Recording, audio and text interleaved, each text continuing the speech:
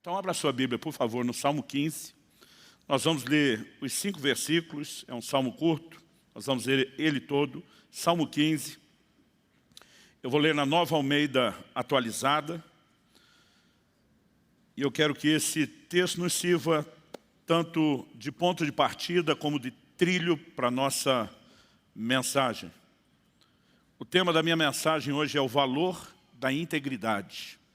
O texto sagrado diz assim, salmo atribuído a Davi, diz assim: Senhor, quem habitará no teu tabernáculo? Quem poderá morar no teu santo monte? Aquele que vive com integridade. Se você puder, repita essa frase comigo. Mas antes de eu pedir para você repetir uma segunda vez, já vamos fazer bem legal a primeira, com ânimo, com gosto, com disposição, né? Celebrando essa falta do abafador de voz que está na frente, que não pode mais ser usado como desculpa. Diga comigo, aquele que vive com integridade. Então ele continua e diz assim, que pratica a justiça e de coração fala a verdade. Aquele que não difama com a sua língua, não faz mal ao próximo, nem lança injúria contra o seu vizinho. Aquele que a seus olhos tem por desprezível o que merece reprovação, mas honra os que temem o Senhor. Aquele que jura e cumpre o que prometeu, mesmo com prejuízo próprio. Aquele que não empresta o seu dinheiro com usura, nem aceita suborno contra o inocente. Quem age assim, não será jamais abalado. Amém.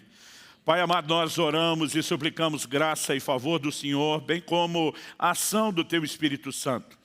Oramos, ó Deus, que a Tua Palavra, além de instrução, além de informação, ela de fato produza resposta. Não apenas a inspiração da fé, não apenas o alinhamento doutrinário, mas uma resposta prática de conduta. Oramos que o Teu Espírito trabalhe em nós enquanto a Tua Palavra é recebida. E mesmo depois que essa reunião terminar, que aquilo que o Senhor começou não seja interrompido. Que nenhum de nós te trate como um interruptor de uma lâmpada ou uma torneira a ser fechada ao final da reunião. Que a Tua Palavra e a ação do Teu Espírito perdure, cresça, progrida e cumpra o seu propósito. Nós oramos em nome de Jesus e para a glória do Senhor mesmo. Amém. Amém. Bom, Davi começa questionando, Senhor, quem habitará no Teu tabernáculo? Outras traduções dizem no Teu santuário. Quem poderá morar no Teu santo monte? Aqui, obviamente, Davi não está falando de morar no sentido literal, pegar as coisas de casa, né, e simplesmente transferi-la para o lugar da presença de Deus, mas ele está falando a respeito de relacionamento, relacionamento contínuo, relacionamento intenso, comunhão e intimidade. O mesmo Davi que no Salmo 27:4 diz, uma coisa pedi ao Senhor e a buscarei, que eu possa habitar no seu santuário. E a expressão habitar no santuário de novo, não fala de uma mudança literal, mas ele diz, e contemplar a sua formosura, meditar no seu santo templo. Aqui Davi está falando sobre a pessoa que vai entrar nesse lugar de relacionamento profundo, de convívio intenso com Deus e não apenas num dia semanal de culto. E ele mesmo, e vale lembrar que está escrevendo pelo Espírito de Deus, não apenas falando só o que acha e o que pensa, ele mesmo depois de fazer a pergunta, ele responde, aquele que vive com integridade.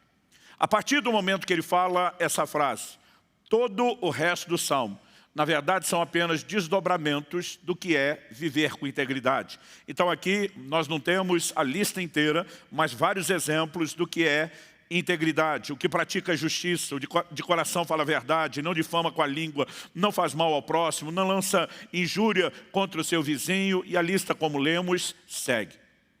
Quando a palavra integridade é usada, ela normalmente é usada dentro de uma perspectiva, seu significado é estado ou característica daquilo que está inteiro, que não sofreu qualquer diminuição.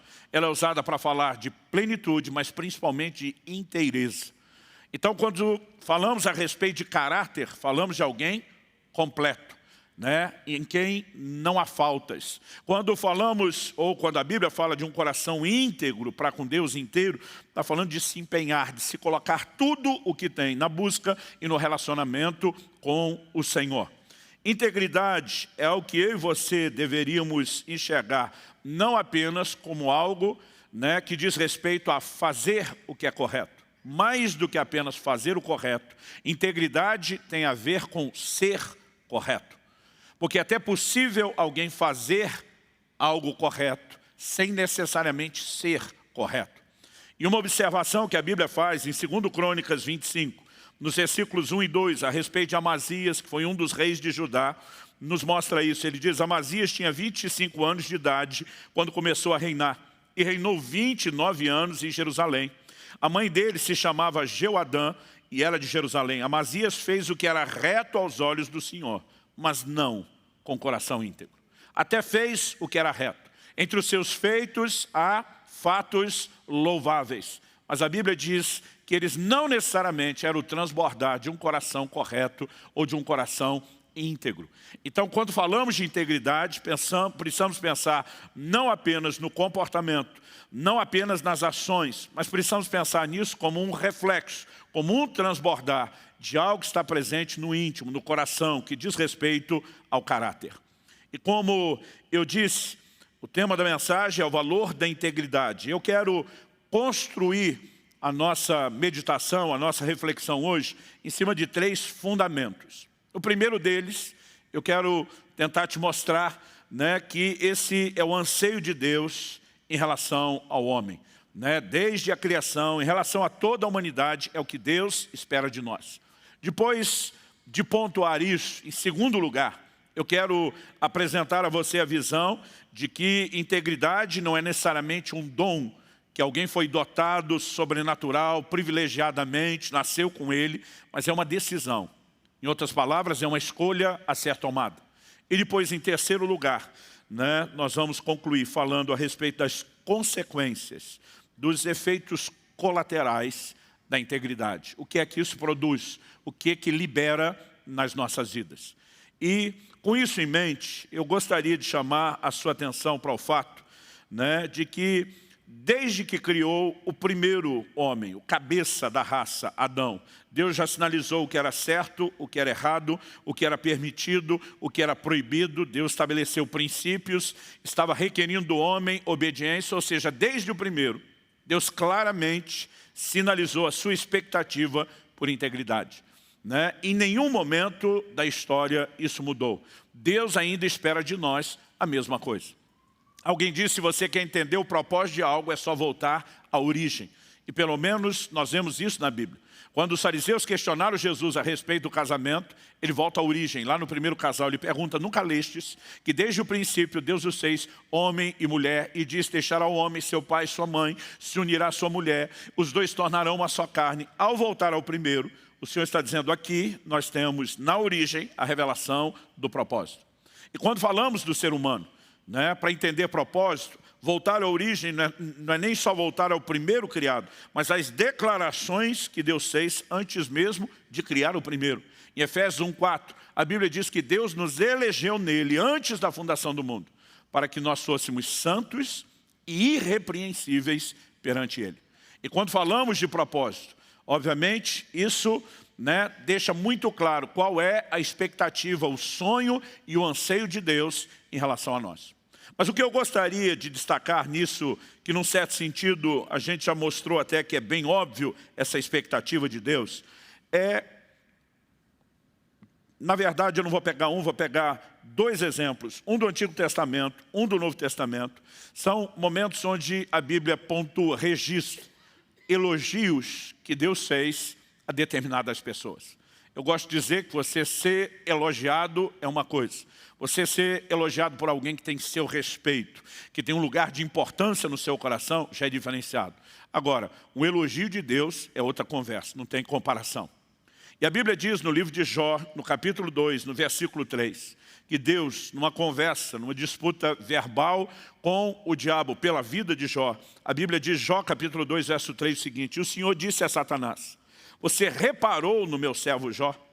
Não há ninguém como ele na terra. Ele é um homem íntegro e reto, que teme a Deus e se desvia do mal. Ele ainda conserva a sua integridade, embora você me incitasse contra ele para destruí-lo sem motivo. Gente, imagina isso, Deus jogando na cara do diabo, que estava falando contra Jó. Deus diz, não tem ninguém como ele na terra. Em outras palavras, Jó é o cara. E Deus diz, ele é íntegro e reto. Ele teme a Deus, se desvia do mal, e não tem outro como ele. Quando Deus está falando, e eu gosto de brincar que ele está falando de boca cheia, de Jó dessa forma, nós precisamos entender o que isso sinaliza.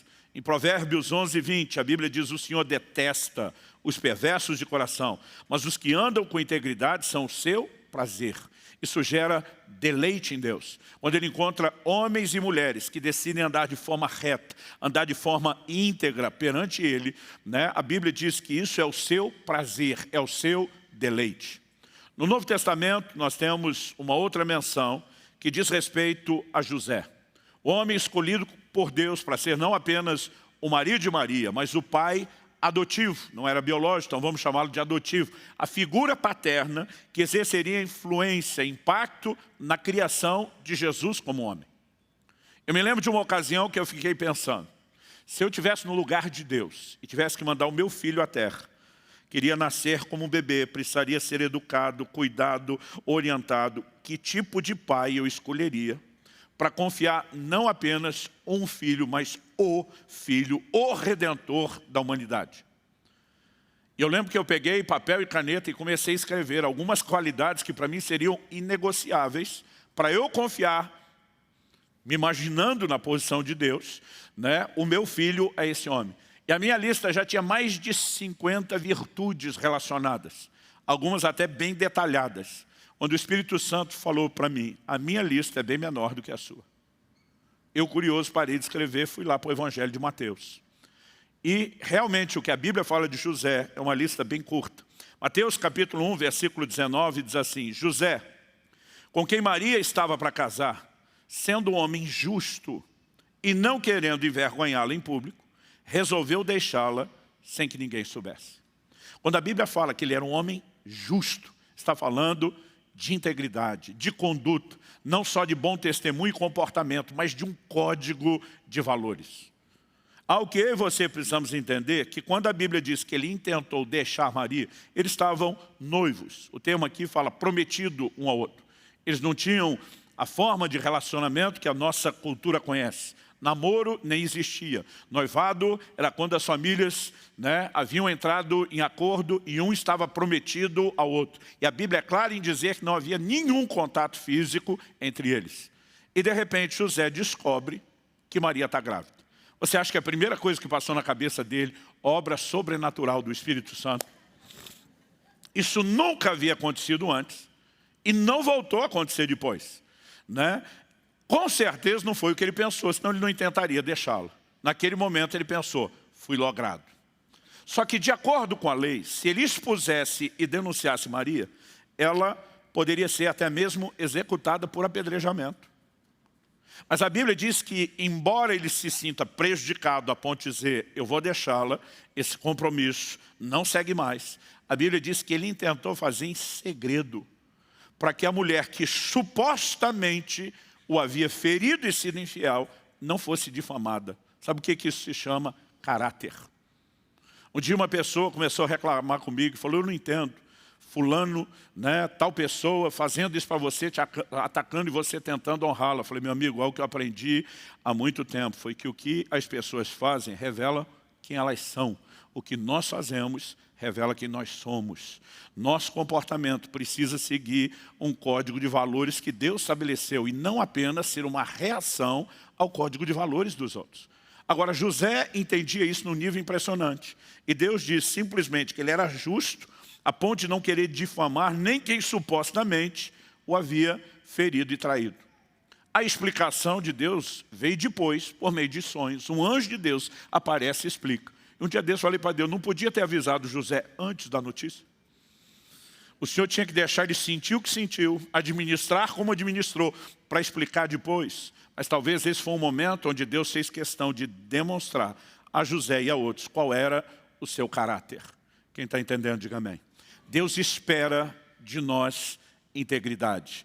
E integridade é o seu prazer, é o seu deleite. Nós precisamos entender o valor da integridade aos olhos de Deus. Mas depois de entender que isso é importante para Ele, a segunda coisa que eu quero destacar aqui é que integridade é uma decisão a ser tomada. Às vezes nós olhamos para a vida de pessoas virtuosas, imaginamos que elas nasceram dotadas sobrenaturalmente de algum dom que nós não temos e que por isso é que elas são diferentes. Mas de acordo com o ensino bíblico, integridade é uma escolha, integridade é uma decisão. Em Josué, no capítulo 24, nos versículos 14 e 15, esse homem se dirige a uma geração inteira no final dos seus dias. E ele diz, agora, pois, temam o Senhor e o sirvam com integridade e com fidelidade. Quero dar destaque a isso. Temam o Senhor e o sirvam com integridade e com fidelidade. Isso envolvia o quê? Ele diz, joguem fora os deuses que os pais de vocês serviram do outro lado do Eufrates e no Egito e sirvam o Senhor.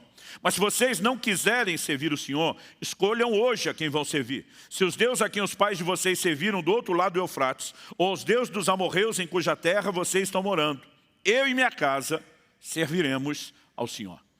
Josué está dizendo, eu tomei a minha decisão e hoje vocês vão ter que escolher. Vocês vão ter que fazer a decisão de vocês. E aí ele fala de um legado cultural. Porque a Bíblia diz que o pai de Abraão era idólatra. Ele está falando, os deuses que os pais de vocês serviram além do Eufrates, ele está remontando aquele período.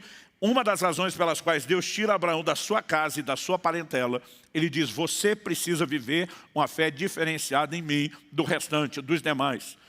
Agora, quando eles vão ao Egito, e aí já estamos falando de gerações depois de Abraão, eles conheceram novos deuses. Aquela geração que saiu do Egito rumo à terra prometida, já havia abraçado outros aspectos de uma fé idólatra diferente dos ancestrais que alguns ainda carregavam. Mas agora eles chegaram em Canaã.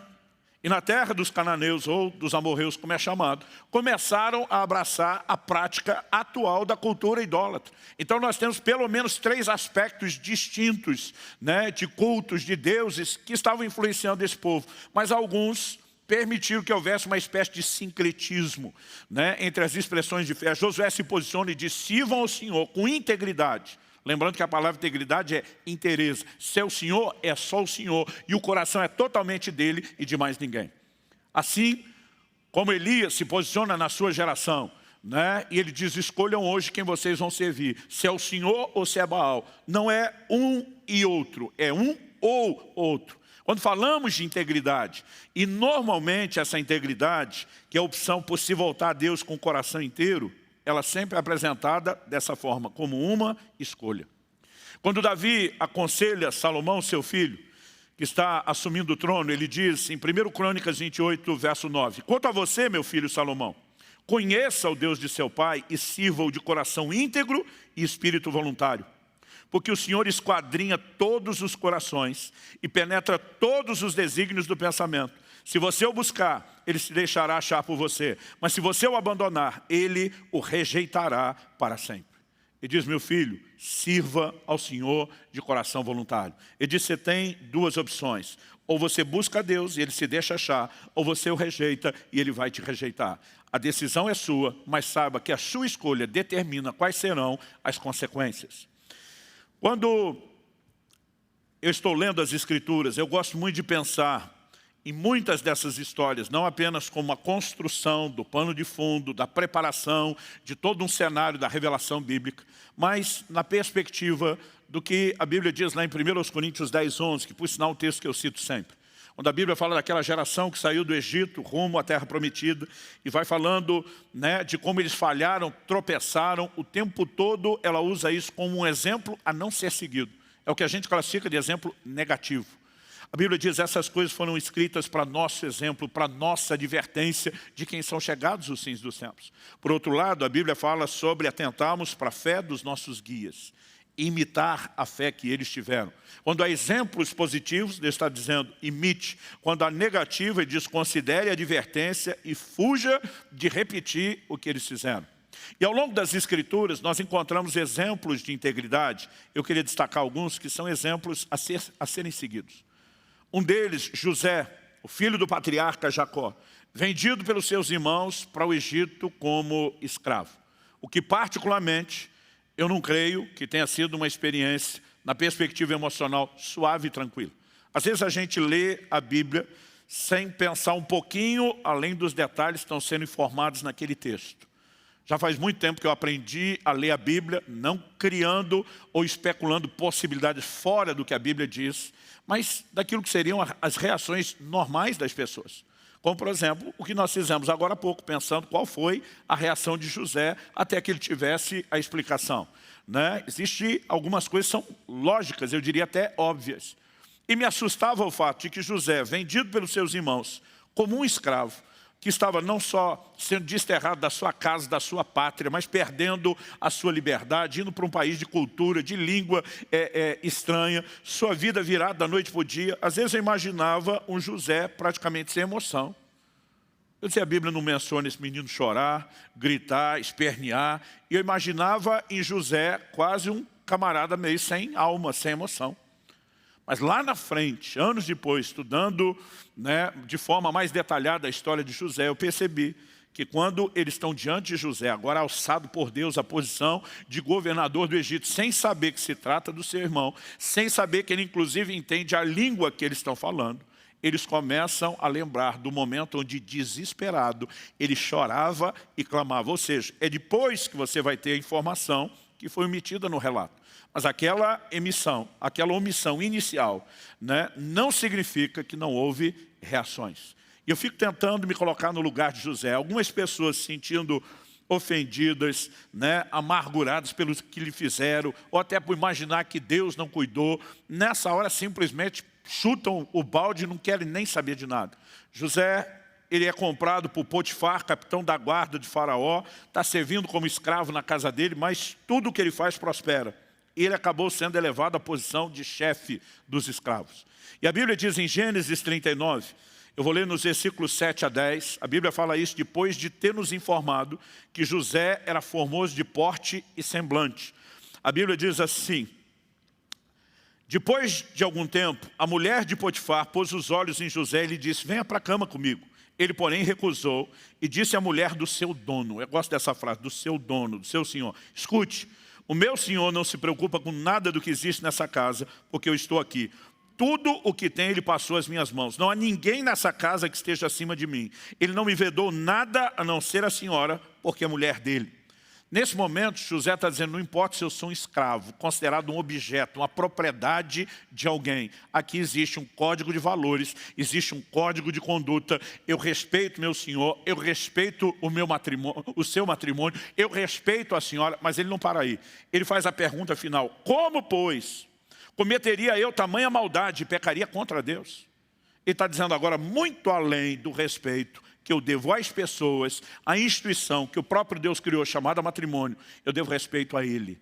Isso se chama integridade. Agora, José não está agindo com integridade em troca de algo favorável. Na verdade, essa postura de integridade lhe custou caro. Por quê? Não foi uma tentativa dessa mulher.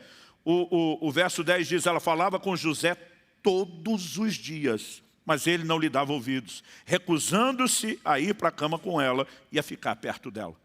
Então, ela acaba ofendida pela rejeição de José, inventando um suposto assédio e ataque de José a ela, e José vai para a prisão, justamente pela sua integridade, não pela falta dela. Mas pessoas que escolhem integridade, normalmente não o fazem em troca de nenhuma recompensa imediata, de nada que lhe pareça conveniente ou favorável, mas porque entendem que isso, antes de mais nada, é prazeroso aos olhos de Deus. Quem está entendendo, diga amém. A Bíblia diz em Daniel, capítulo 1, verso 8, sobre a conduta e o caráter de Daniel. Tão logo chega na Babilônia, apesar de ter sido exilado da sua nação, ele é levado para estar entre aqueles que teriam acesso ao rei, ao governo de um império mundial. Apesar do fato de estar fora da sua cidade, foi vencida militarmente, subjugada, ele estava numa das posições mais favoráveis que qualquer pessoa da sua geração poderia ter experimentado. Mas a Bíblia diz assim, Daniel 1:8, Daniel resolveu não se contaminar com as finas iguarias do rei, nem com o vinho que ele bebia. Por isso pediu ao chefe dos eunucos que lhe permitisse não se contaminar. Quando a maioria estava passando fome, morrendo, ele estava diante de tudo que tinha de melhor, mas a Bíblia diz que ele resolveu. Outra tradução diz, ele decidiu não se contaminar.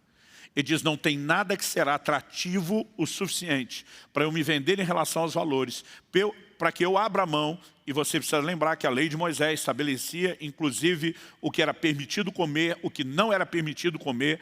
Naquela hora, o chefe dos eunucos diz: ei, sua decisão pode custar a sua cabeça e a minha. Eu tenho responsabilidade diante do rei. Ele falou: testa a gente por 10 dias, com água e legumes. Se em 10 dias você não achar que eu e os meus amigos têm a mesma decisão, estamos melhores do que o resto, interrompe o teste e nós aceitamos o que você tem. Mas se você vê que Deus está conosco, aí você pode saber que não vai ter problema nenhum, né, seguindo esse projeto. E foi o que aconteceu. Mas a Bíblia fala que foi uma decisão de Daniel no seu coração, porque integridade é decisão. Quem está entendendo, diga amém. Falamos já sobre a integridade de Jó, a quem Deus louvou.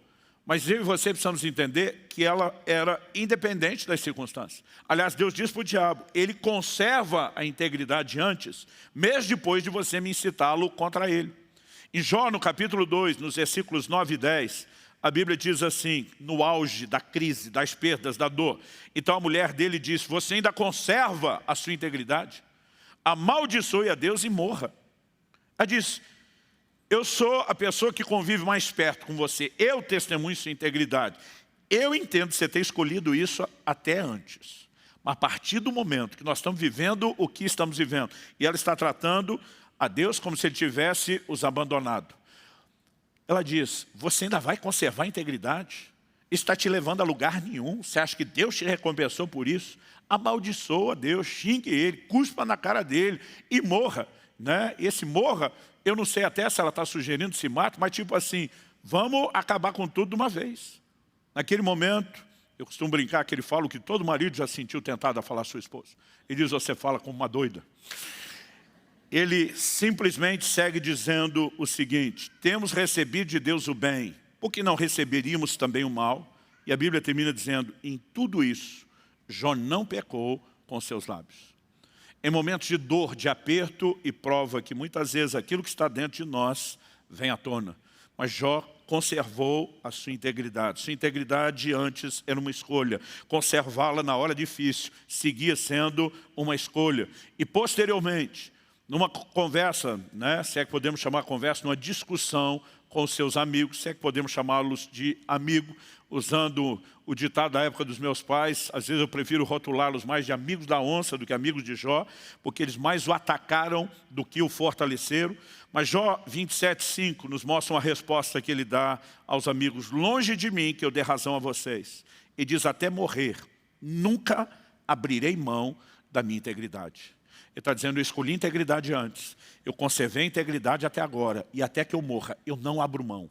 Ela não está à venda, ela não será negociada. Integridade é uma decisão.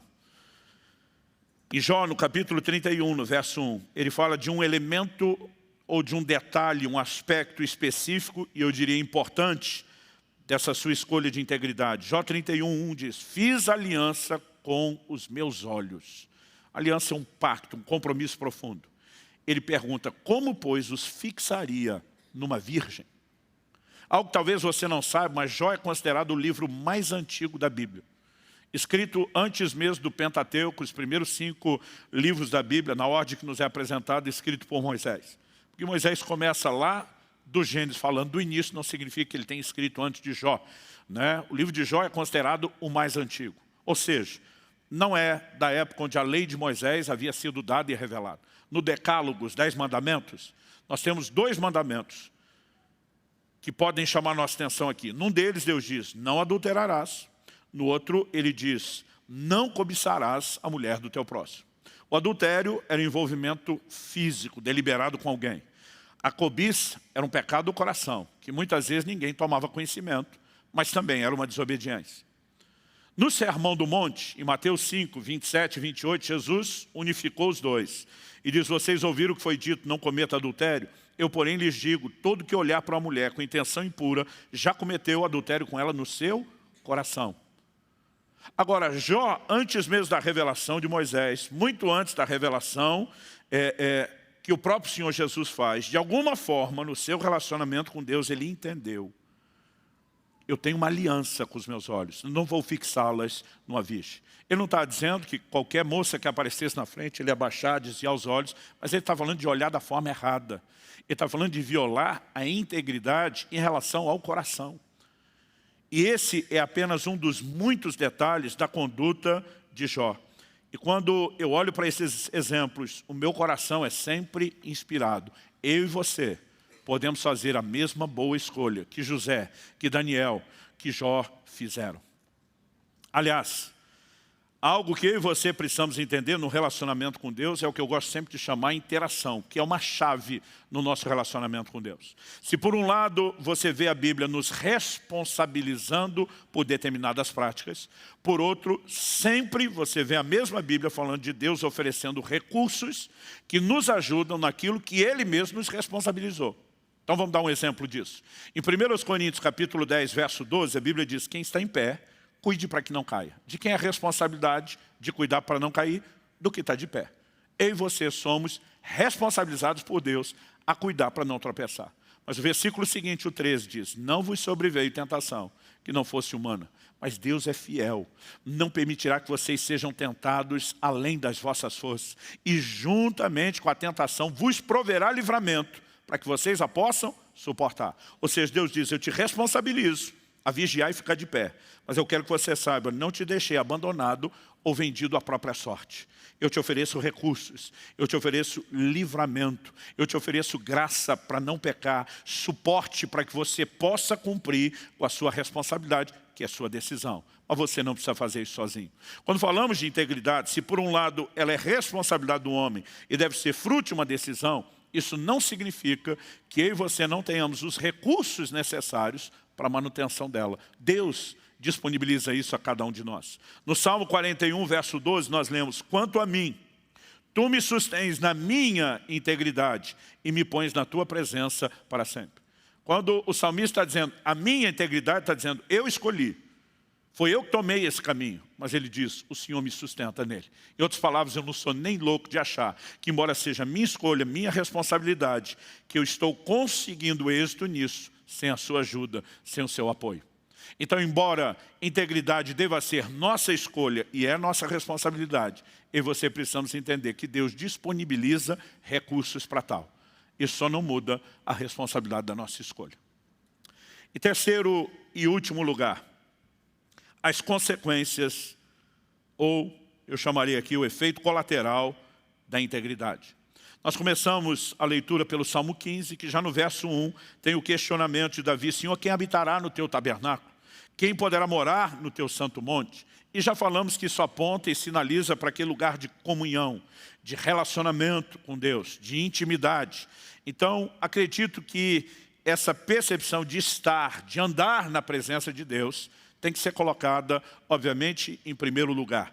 É o que o próprio Espírito Santo nos revela através de Davi, que estava chamando e atraindo a atenção dele para o valor da integridade. Era o próprio fato de poder usufruir, de poder desfrutar a Deus. Em Gênesis, no capítulo 6, no versículo 9, a Bíblia faz uma relação entre a integridade de Noé e o fato de que ele andava com Deus. O texto sagrado diz: Noé era homem justo e íntegro entre os seus contemporâneos. Noé andava com Deus. Onde há integridade, normalmente você percebe isso associado ao fato de que existe relacionamento com Deus. E nós precisamos olhar para isso na perspectiva certa, correta. Eu, quando era garoto, quando era criança, a minha leitura emocional de tantas restrições, proibições dos pais, regras, disciplinas e castigos, era de que pai e mãe é aquele tipo de criatura que existia para cortar o nosso barato, para não deixar a gente ser feliz o suficiente e se divertir plenamente. Mas eu lembro de uma profecia que meu pai repetia vez após vez: um dia você vai me entender. E essa profecia se cumpriu no dia que Israel, meu filho, nasceu. Quando eu vi aquela criaturinha com cara de joelho amassado, que só a mãe acha bonita a primeira vez que olha. O pai ama, mas não acha bonito na primeira vez de jeito nenhum.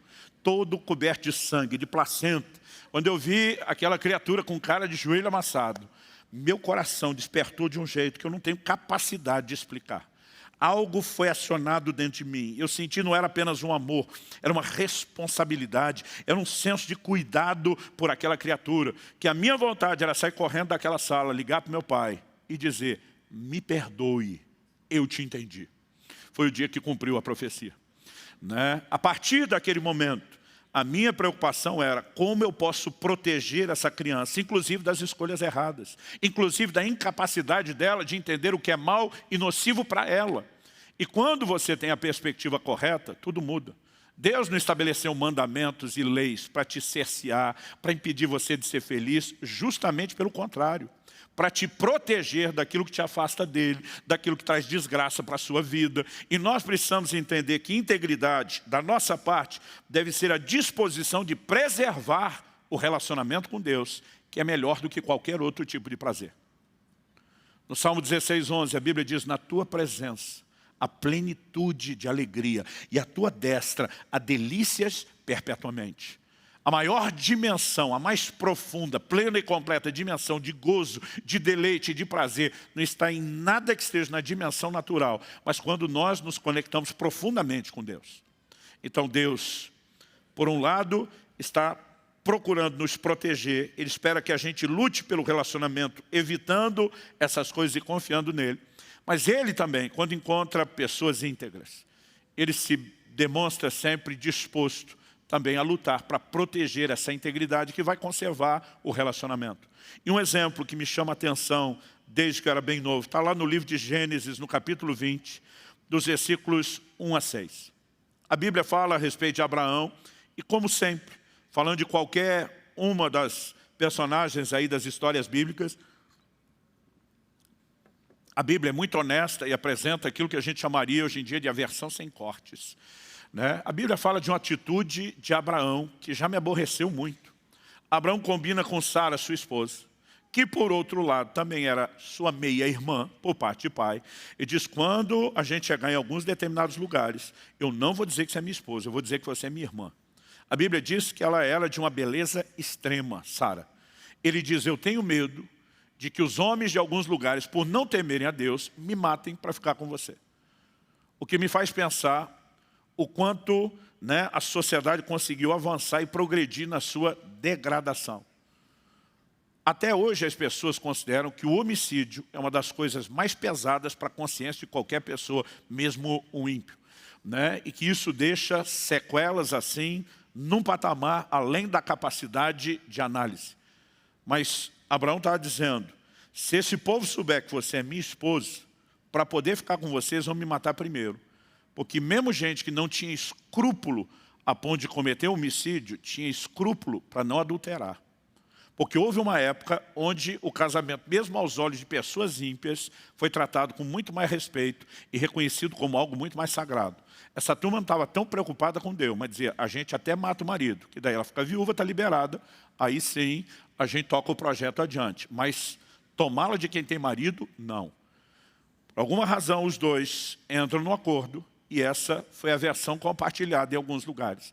E Gênesis capítulo 20, do versículo 1 a 6 diz, Abraão partiu dali e foi para a terra do Neguebe.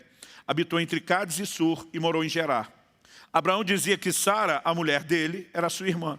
Alguém disse, pastor, não era mentira. Era só uma meia-verdade. Falei, uma meia-verdade é uma meia-mentira. Então Abimeleque, rei de Gerar, mandou buscá-la.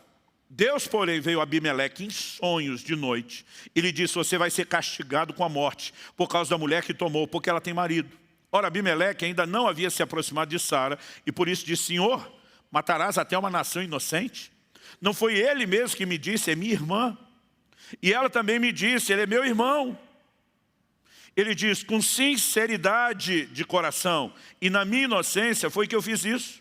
Deus respondeu-lhe em sonho, bem sei que com sinceridade de coração você fez isso. Por isso impedi que você pecasse contra mim e não permiti que você tocasse nela. Quando eu olho para esse texto, muitas vezes a única coisa que eu consigo pensar e resmungar meio que em voz alta é um uau. Né? Deus, naquele momento, adverte e diz, o que você vai fazer é pecado. Essa mulher, ela tem marido. Ele está dizendo, não foi a história que me contaram, nem ele, nem ela. Deus está dizendo, pois é, Abimeleque, trollaram você.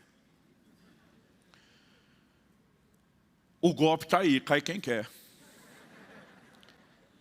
O Senhor diz, eu sei que foi essa palavra traduzida sinceridade, ela no original hebraico, ela é integridade. Esse é a sua primeira possibilidade. Ele está dizendo, na integridade do meu coração. Ele está dizendo, o meu coração é íntegro. Se eu soubesse que ela tem marido, eu não tinha trazido ela para cá. Deus está dizendo, eu sei. E é por isso que eu estou impedindo você de pecar. Porque você vai pecar mesmo sem saber. Ou seja, Deus está dizendo, já que você zela pela sua integridade e não fez nada para violá-la, quem tem que te proteger agora sou eu. Quem tem que te advertir agora sou eu. Ou seja, quando eu e você escolhemos andar em integridade, não estamos apenas dizendo para Deus que queremos proteger o relacionamento. Podemos ter certeza que Deus vai se manifestar de forma sobrenatural. Dizer, eu também quero proteger e resguardar esse relacionamento. Quem está entendendo, diga amém. Além disso, e acredito que, obviamente, essa questão de falar, né, de estar, de permanecer na presença de Deus, vem em primeiro lugar. Nós não podemos negar que, por outro lado, hajam bênçãos que precisam ser classificadas como provenientes da integridade. No Salmo 24, que também é atribuído a Davi, dos versículos 3 a 5, que tem um tom muito parecido com o Salmo 15, nós vemos a seguinte declaração, quem subirá ao monte do Senhor? Quem há de permanecer no seu santo lugar? De novo, ele está falando sobre comunhão, sobre relacionamento, e não sobre uma mudança literal com as tralhas de casa lá para o lugar de culto. Ele responde, o que é limpo de mãos e puro de coração, que não entrega sua alma à falsidade, nem faz juramentos com a intenção de enganar. Este receberá do Senhor a bênção e a justiça do Deus da sua salvação. Você pode repetir comigo? Diga, este receberá do Senhor a bênção. Sabe, existem bênçãos que são provenientes da integridade. Desde a velha aliança, Deus disse, se você atentamente ouvir a minha voz e guardar cada um dos mandamentos que eu hoje te ordeno, virão sobre vocês essas bênçãos e os alcançarão. Quando nós falamos de bênçãos provenientes da integridade, nós precisamos entender que não se trata de mérito, como alguns querem classificar. Eu vejo dois perigos quando falamos a respeito de cultivar a integridade. Eu coloco os dois como dois extremos. O primeiro deles é a gente descambar para o lado errado do que a Bíblia condena, chamado justiça própria. Em Lucas 18, Jesus fala a respeito de um fariseu que vai ao templo orar. E os fariseus eram parte da seita mais severa dentro do judaísmo. Era assim, os carolas, os beatos da época, eram os caras dedicados. Mas esse camarada começa a orar, e a Bíblia diz que ele orava de si para si mesmo, porque esse tipo de oração nem vai para o céu, Deus nem recebe. Ele começa a dizer, Senhor, graças te dou, porque não sou como os demais homens pecadores, nem como esse miserável publicano do meu lado. Eu fico pensando, se eu sou miserável publicano, já em pecado, ouvindo esse tipo de coisa, eu acho que não ia ajudar. Ele começa a dizer, eu dou o dízimo de tudo que eu ganho, eu jejuo 2 vezes na semana. Ele entrou num lugar de se orgulhar e acreditar que é merecedor de algo. O livro de Isaías diz, as vossas justiças, para mim, são como trapo de imundícia. Alguns comentaristas sugerem que trapo de imundícia era a bandagem que eles usavam nas feridas dos leprosos.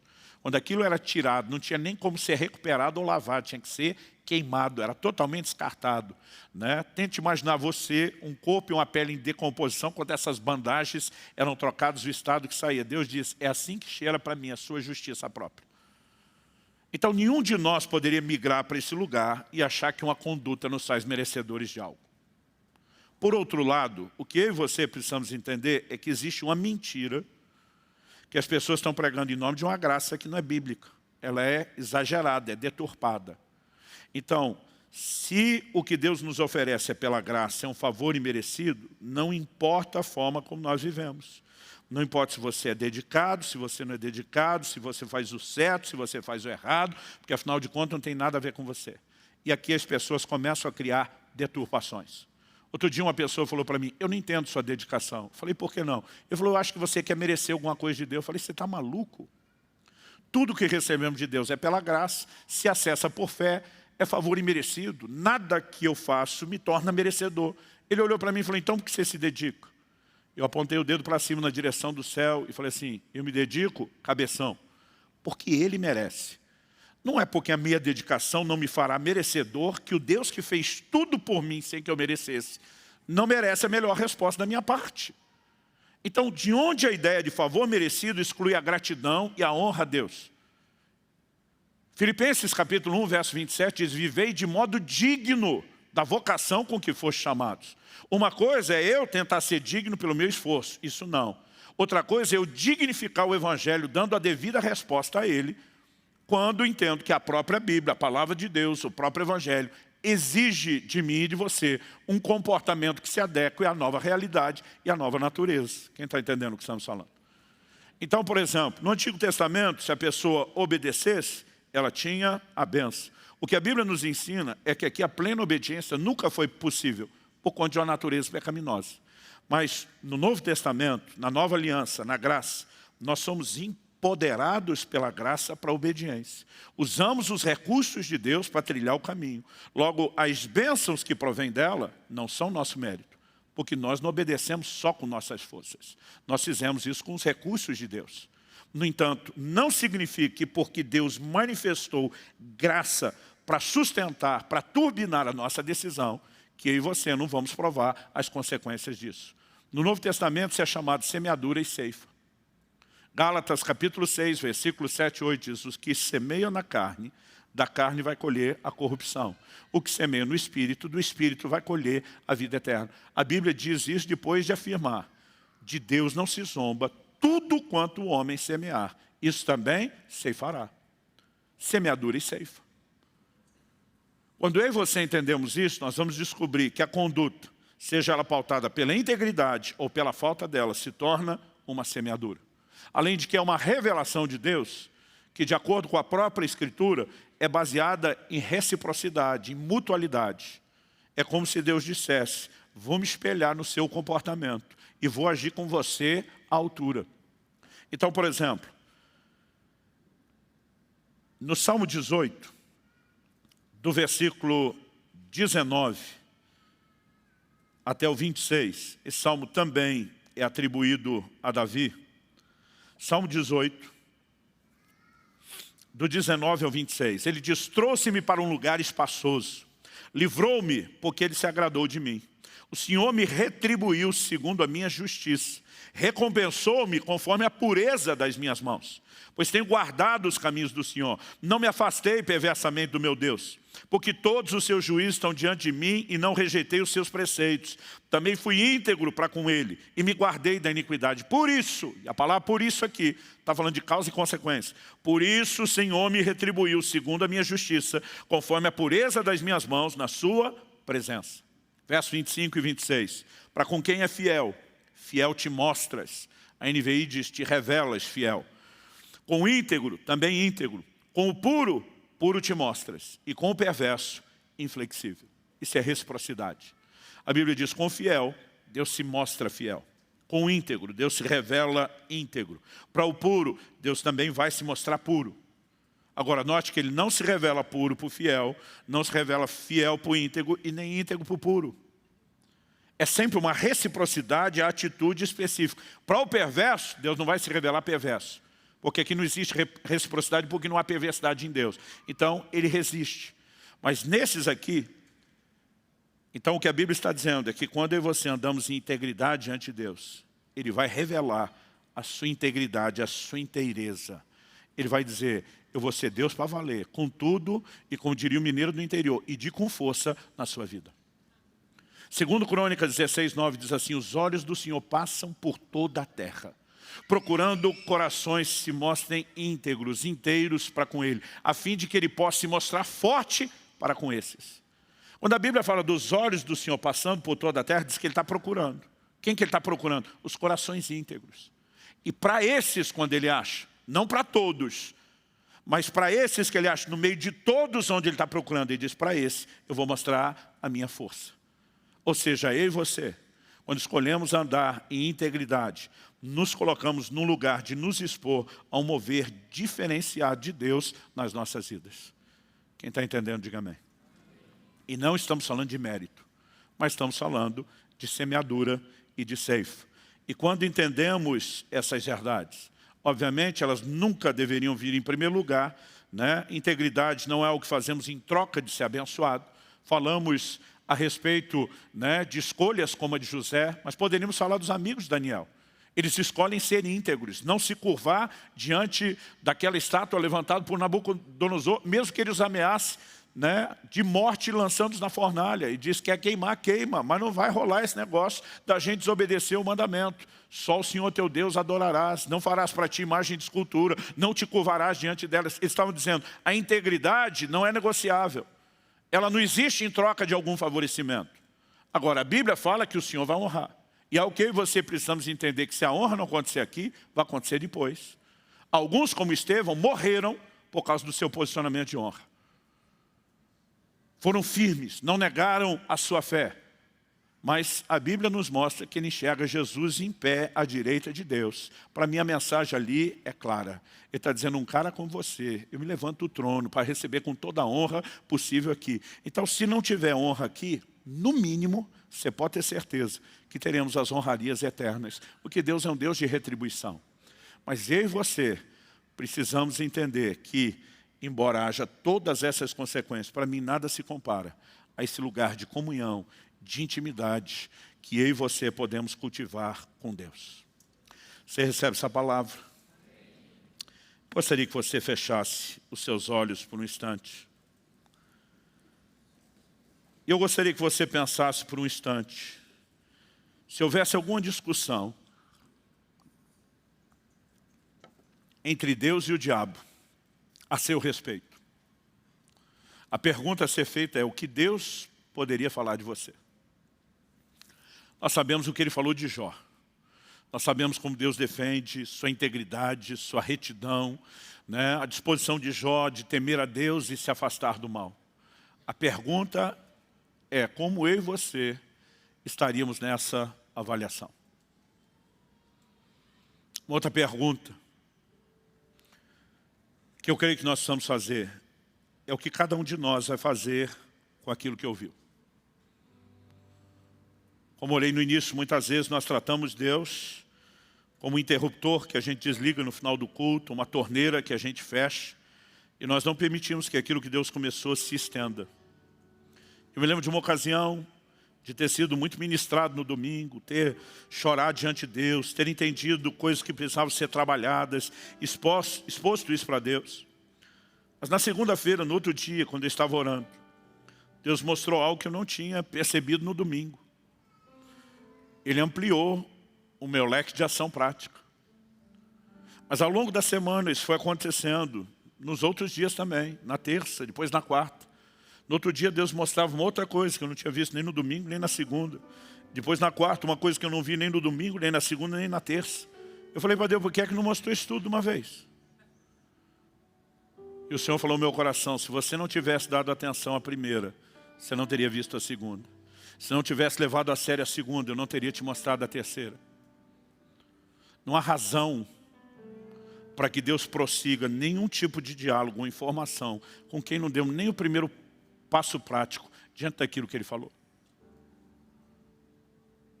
Aliás, eu e você também precisamos entender que quando olhamos para os homens de Deus que entram naquela categoria diferenciados na Bíblia, todos eles, apesar de serem imperfeitos, eram pessoas que escolheram, pelo menos a maior parte do tempo, suas escolhas foram de integridade diante de Deus. O próprio Jesus disse que se alguém não é fiel no pouco, ele não vai ser sobre o muito. Se eu e você não nos demonstrarmos confiáveis nas pequenas e nas menores coisas, não seremos nas maiores. Por outro lado, integridade é algo que se constrói. Se constrói à medida que absorvemos os valores de Deus, e por isso é tão importante que a gente gaste tempo com a palavra, entendendo, compreendendo e absorvendo de Deus a revelação de uma conduta correta. Mas também é importante que a gente seja sensível ao Espírito Santo e às suas correções dia após dia. É importante também que a gente seja paciente, entendendo que transformação não é instantânea, mas por outro lado ela é progressiva. E ao sair hoje daqui, Mesmo se você falar, pastor, eu estou longe de como Jó poder ser elogiado por Deus, eu quero que você saiba que eu não vim aqui te apontar o dedo, jogar pedra em você, te acusar de coisa alguma. Eu vim te dizer que a semelhança de Paulo, eu e você, cada um de nós podemos dizer, esquecendo-me das coisas que para trás ficam e avançando para as que estão diante de mim. Porque não viver condenação por essas coisas envolve esquecê-las. Esquecer não só o que fizemos, mas esquecer de continuar fazendo. Elas têm que ser abandonadas. E nós precisamos avançar. Não podemos nos permitir ficar paralisados. Avançar para o que está diante de nós. Né? Prosseguir para o alvo. Crescer. Eu sei que existem pessoas como eu, que tiveram o privilégio de desde cedo ser exposto a um alto volume de informação, entendimento da palavra e dos valores bíblicos, e cada um de nós vai ser cobrado de acordo com o nível de luz que possui. Talvez você diga, pastor, me converti há pouco tempo, eu ainda estou dando os primeiros passos, e obviamente nós não estamos tentando julgar aonde você está, mas estamos tentando te mostrar para onde você pode ir. No entanto, integridade não é escolha para um dia ou para uma semana. Ela precisa ser a escolha de uma vida inteira, de um estilo de vida. Uma decisão que se renova dia após dia. Integridade é algo que nós conservamos. Não é algo que você simplesmente só liga o piloto automático. Você renova a escolha dia após dia diante do Senhor. E talvez hoje, mesmo se você é alguém que tem já andado e escolhido a integridade, seja a hora de fazer novamente a escolha e dizer, eu vou manter isso. E como Jó, vou dizer, até quando eu morrer, eu não vou abrir mão da integridade. Talvez seja um bom momento para orar e dizer, Senhor, eu tenho sido fortemente tentado a negociar a integridade, mas eu quero aquela graça, aquele livramento sobrenatural, eu quero aquele mesmo sustento que o Senhor manifestou na vida de José, na minha vida. Fala com Deus por alguns instantes, coloca a sua vida diante dEle. Talvez seja a hora de tomar a escolha que ainda não foi tomada. Talvez seja a hora de renovar ou fortalecer a escolha e a decisão que já foi feita. Mas você precisa se questionar o que de prático você precisa fazer com aquilo que ouviu. Espírito Santo, te pedimos uma vez mais, que o que o Senhor está falando e fazendo não se limite só a essa reunião, não se limite só a esse culto. Que quando saímos deste lugar, aquilo que o Senhor começou, não apenas continue, mas cresça, progrida dentro de cada um de nós. É a nossa oração em nome de Jesus. Em nome de Jesus.